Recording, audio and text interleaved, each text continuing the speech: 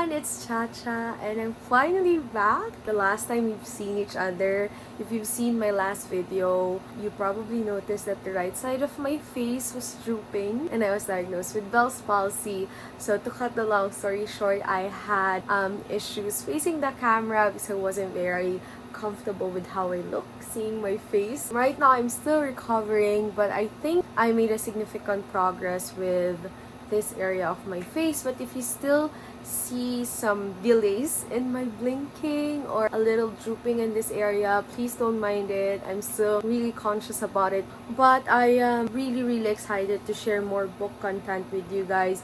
It's July. Half of the year has passed and I have read a few books I want to talk about. I have read a few books in 2021 that I haven't talked about because I was diagnosed in December, so I couldn't really face the camera in January. And of course, we haven't talked about Bridgerton, one of my favorite book series. I know you've seen the show last February, so there are a lot of videos that are long overdue on this channel, so I decided to jump right back in even though I haven't 100% recovered yet.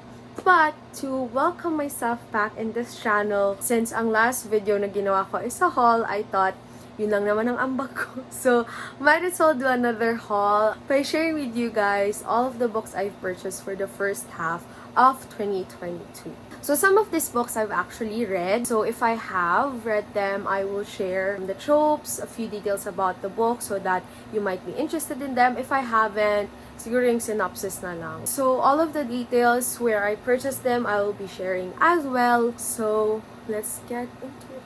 So the first book that I got this 2022 is The Love Hypothesis by Ali Hazelwood. This is one of the most rave books of all time on TikTok, and of course I had to jump in the bandwagon and decided to purchase one. I've actually read this. If you're interested in reading books about women in STEM, fake dating, I might get flack from what I'm about to say, but it's okay, but not as exceptional as people on TikTok has made it seem to be. Not gonna lie, I would say this is overrated. Still, it's worth the try, but definitely for me, not worth the hype. So the next two books that I got are actually second-hand books I got from Shopee. Losing Hope, which is the next book in the Hopeless, is it a series? Is it a trilogy? I don't know. Sabi ko hindi ko na siguro kailangan ito because as far as I know, this is the male point of view.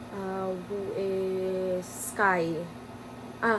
No, Sky is the girl. So, Hopeless was Sky's story. Now, in Losing Hope, we finally learned the truth about Dean Holder. So, I thought it wouldn't be necessary to get this kasi POV lang naman. Pero, ang cute kasi sa book siya. Ang baba ko, but yeah. So, I got Losing Hope. And then, I also got Maybe Not, this one. Magkasama kasi sila nag-Finding Cinderella sa isang lagayan. But I also got Maybe Not. Medyo, na siya, marami na siyang damages. Because again, this is second hand. But I got it for a very cheap price. Di ko na lang ma-sure. But I'll put all the details below. Both of these books I haven't read, so I can't really tell you. But Maybe Not is a companion novella. Maybe Someday. Maybe Someday. Novella. The Maybe Someday book. So, yeah, I purchased that as well. And then, ano bang next?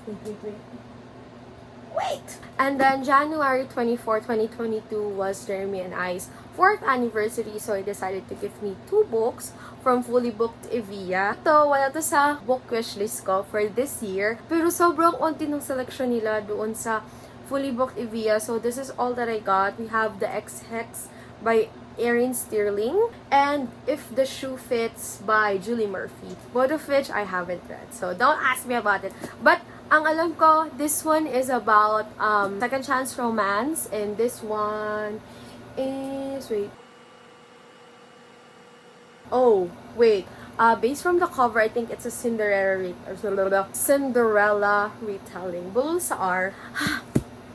So I placed an order sa ano ba yung pangalan? Paging All Bookworms. And they were nice enough to get me 4 books. So these are the 4 books that I got, starting off with Christina Lauren's Love in Other Words. Haven't read this, but I'm super looking forward to reading this one because a lot of people are saying nice things about it. And I'm a super fan of second chance romance. Looking forward to this. Another Christina Lauren book that I got is The Soulmate Equation, which is in hardback. I hate hardback books. Anyways, this I've read and I love, love, love, love, love. Hindi siya women in STEM, pero may mga STEM-related topics. I would recommend this more than The Love Hypothesis, but I know a lot of people would rather read this, but this is still a good recommendation. Sina Lauren is one of my favorite romance authors of all time, pero laging pangit yung endings nila. So, yung first half, really, really good. Super nice, but the ending really disappointing, but still worth the read.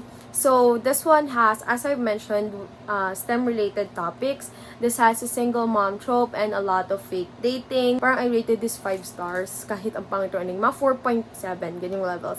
So yung guy owns this company wherein they will look for your soulmate, depende sa basta statistics, bobok sa math, basta yon yung compatibility nyo based sa scores nyo dun sa live test of some sorts. But, surprisingly, nung nagpa-test yung ating girl na bida, yung results niya, tsaka yung results ni Guy, who owns that company, is a 98% match. So, to promote yung company ni Guy, he asked the girl if they could fake date. Kasi nga, mataas yung rating sila. So, maraming maiengganyo to take the same test. So, ayun na yung overview. Di ko na kayo i-spoil masyado. Next, we have The X-Talk, which is by Rachel Lynn Solomon. Seen a lot of this from TikTok as well. Not super high rated on Goodreads. So, I'm a bit iffy kasi ako, after a catastrophe called Fixer Up by Tessa Bailey, narealize ko na books with Goodreads rating lower than 3.5 are not worth it. But, I don't know, I would still want to give this a try. And then we have Archer's Voice by Mia Sheridan, another very hype TikTok book. Sabi nila medyo nakakaiyak. So, I like books like that. Yung nakaiyak pero happy ending. So, if you have more book recommendations like that, suggesting some. Hindi ko sure kung ano yung mga tropes dito. But, as far as I know, I think the guy is mute. I'm not really sure ha. Don't take my word for it. But yeah. Nagulo na yung bookshelf ko kasi I had to pull out some books to show you guys. So the next books that I'll be showing you are orders from Shopee. So the difference between pre-orders and orders from Shopee are orders from Shopee arrive in a much faster time, parang mga give it a week, it will arrive. And they are a lot more expensive, but personally, I like yung quality better because since they don't go into this very long transit time sa sea, ewan ko, less dense and all. Ipa-flash ko na lang kung sang shops ko sila nabili. I ordered them sa iba't ibang time period ha. Don't think that I ordered all of this all at the same time because if I did, I couldn't afford them. Kasi kung ganito karami, magpe-pre-order na lang ako para hulugan. Pero kung ganito kadami, hindi ko kaya ng one-time, big time. Okay, so starting off with the one I got from Jason's. Super popular nung Shopee shop na yun. As in, ang daming bumibili. And I could see the reason why. Super good ng quality ng books nila. Although they are on the more expensive side, pero if you're looking for hard to find books, that is the place to go. So we have A Brush with Love. I haven't read this, but obviously there's gonna be dentistry topics in here. And then we have, wait, wag mo na yan. So we have Lease on Love. Hindi ko rin alam kung tungkol saan, but I just like the cover. If the cover's good, judge the book. And then I got You Had Me at Ola and A Lot Like Adios. Duology. This one I got from yun nga Jason's. But this one I got from the same shop that I got Dating Dr. Dill. So if you're interested in buying, it's available on this shop. Although, I didn't have a very good experience. Sobrang unresponsive ng seller. Okay naman yung quality ng books, but again, sobrang unresponsive ng seller. And then we have yung 2 books ni Mia Sosa, which is The Wedding Crasher and The Worst Best Man. Parang ito yung book 1 and this is book 2. Not sure if they are parang interconnected stories, pero alam ko medyo may connection. Pero basta yun. Hindi ko rin sure, hindi ko pa nababasa. And super bilis lang ng shipping nila. Super nice ang seller. Pipicturean yung books bago isend sa'yo. And they're super honest about the quality. This one, sabi nila, may punit po dun. Sabi ko, okay. Tapos diniscounta na lang nila.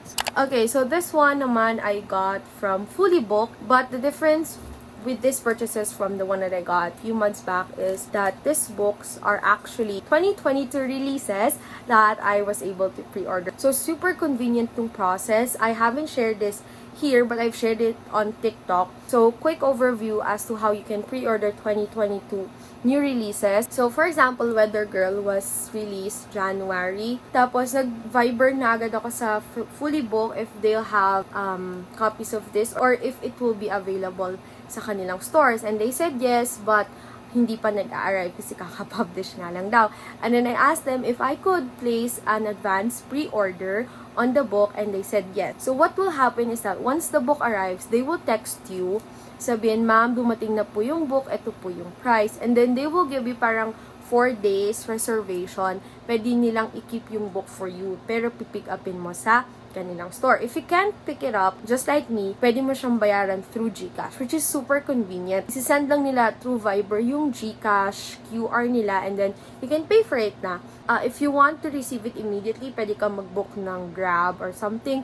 But as for me, what I did was, hinintay ko munang dumami sila doon, saka ko sila pinik up sabay-sabay. So, all of this I got through that process. Super convenient kasi tinanong ko kung okay lang i-avail yung aking 10% discount because I have the fully booked discount card. Sabi ko, sayang naman, malayo lang naman ako, pero may card ako. And they said, sure. I just sent them the copy of my card and ayun, dinidak nila yung 10% for each book. So, we have Weather Girl by Rachel Solomon. No idea what this is about, any tropes, but obviously it's about a meteorologist.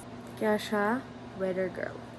And then I have Hook, Line, and Sinker, which is the second book. It happened one summer, which is one of my favorite reads this year. Super love this book. Haven't read this one, but I super look forward to it kasi nga, super love ko yung book 1. And then we have Book Lovers. Yan, kompleto ng aking Emily Henry. So, syempre, I could not pass by 2022 or the first half at least without buying historical romance. Nakalagay, the Bridgertons know the Smiths. Do you? So, if you've read the Bridgerton series, there are quite a few mentions of the Smith quartet. So, I believe ito yung kwento nila. These are second-hand books from my friend Ina. And she was so nice to give it to me at a very friendly price. All of this I got from her. So, we have A Night Like This. In no particular order. Di ko alam yung order nito. Just Like Heaven. It's The Secrets of Sir Richard Kenworthy, and The Sum of All Kisses. Di ko alam kung ito ba sequel or prequel. No clue. Don't come for me. So this year, I also got Lauren Asher's first 2 books sa kanyang Dreamland Billionaire series na talaga namang ang presyo ay pang billionaire. Apakamahal ng mga librong to, pero aray! Pero super worth it. Ang ganda nito, guys. Fine print. Super obsessed with this book. Dreamland Billionaires follows the story of 3 billionaire brothers who are to inherit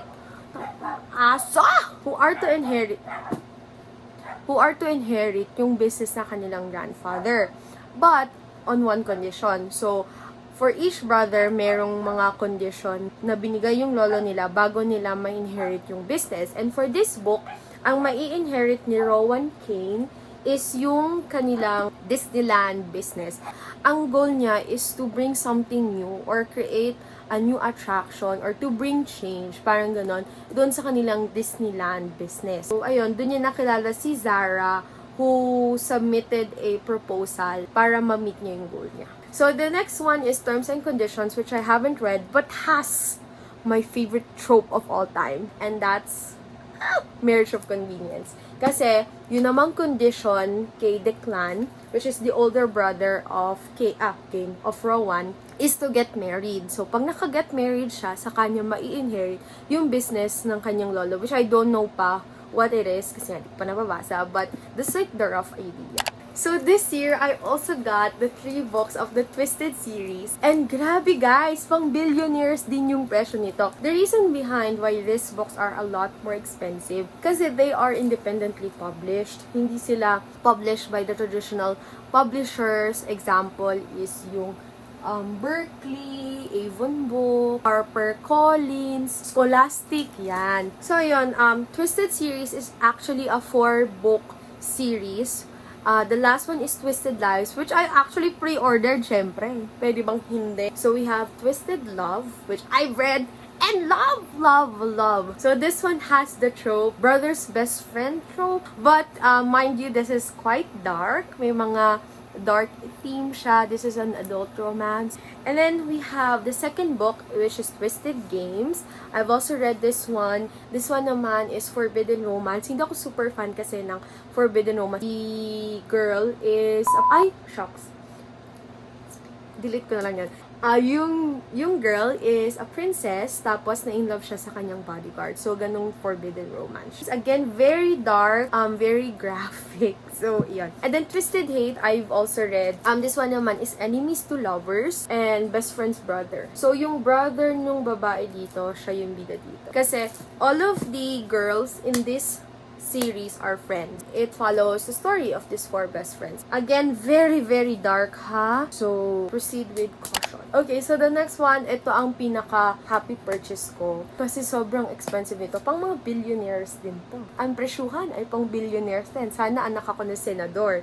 Eh, hindi ako anak ng senador. Hindi rin ako tagapagmana ng kumpanya. So, sorry na lang sa akin, kailangan ko ito hulug-hulugan. So, this is actually a part of a series. Pero dahil nga po napakamahal, kailangan ito munang first 5 books ang aking bilhin. Pero wala na po akong pera. We have Addicted to You, Ricochet, and then Addicted for Now, all of which I've finished reading. Super love this book. Ano to guys ha, connect to, follows the same couples. But this one, Thrive and Addicted for Now, I haven't read kasi tinitipid ko siya guys kasi super na-in-love talaga ako sa books and I don't want to end yet. So, bago tayo mag-proceed sa last series and last book set na binili ko, kasi ito yung pinakahuli kong na-receive, which is Well Matched. Part siya nitong series na ito. We have Well Met, Well Played. I've shared this dun sa previous book haul ko. And then I got Well Matched kasi recently published ito. So, ito na. Final na to guys. I finally completed my Shatter Me collection. You can see here, Shatter Me and then Unravel Me. I purchased this years ago. As in, ang tagal na nung Shatter Me. I feel so old. Pero ngayon ko lang na-complete, excluding yung mga novellas.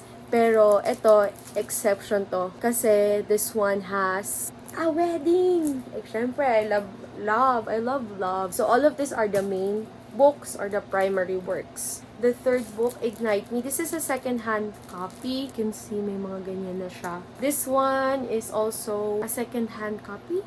Restore Me. But this ones, I had to pre-order. Imagine Me and Defy Me. Believe Me. Ganyan lang siya kanipis. Ang presyo, 500.